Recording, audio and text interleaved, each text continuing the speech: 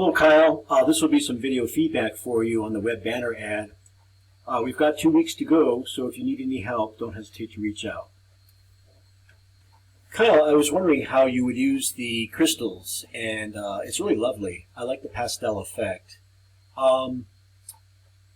Normally I would say don't use boxes. It seems a little hard-edged, considering all these organic shapes.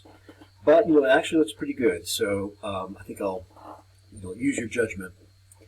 Now the logo also personally it's my least favorite version of the logo, the one in the box. So consider having the logo float on this nice background. I like the asymmetry of it. The movement is simple. Know that you can do what's called tweening. I'll demonstrate that in a second here. Avoid awkward breaks. I noticed that there's a one word here. If you can get this all on one line, I think that would be better.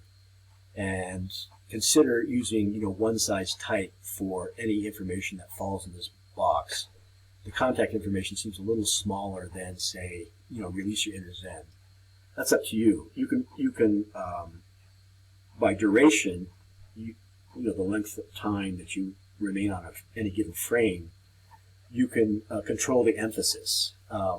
Movement, you can control the movement, and which is unlike print. You don't have that tool, movement, to use in print.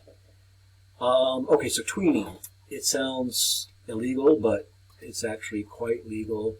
I'm going to insert some transition frames, tweening, and I'm going to insert 5 just between those two. I'm going to highlight them, the frames that I inserted, or select them. Oops, Shift.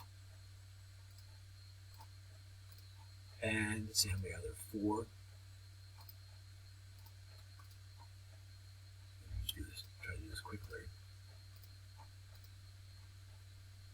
All right. Well, I'm just going to use that, and I'm going to change the interval to a fraction of a second. You could even try no delay, just to see what we get. Okay, so there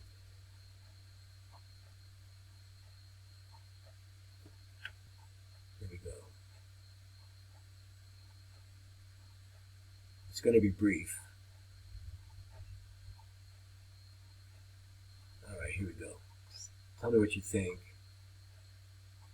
All right, so I got that. Again, the more frames and the shorter duration, the smoother animation. Compare this to the print ad to make sure that in terms of layout, ingredients, color, they're similar, and also certainly typography. And I think I'll leave it here. Good job. Just refine the movement and consider other arrangements of ingredients. You've got it nicely structured. It should be easy to do, to move things around. For example, let's see if I can get the logo to sit on top of the background. Probably better need to stop this. All right, so here's the logo, that logo there. If you don't have it locked, I should be able to select that and delete it. Okay, one thing I noticed, Kyle, is that it seems like the logo is not vector art. Looks like it might be pixel art, but anyway, here's the idea. So what I've done is what I should not do, and that is I've gone back through each of these counterforms to delete the purple, just to see what it might look like floating.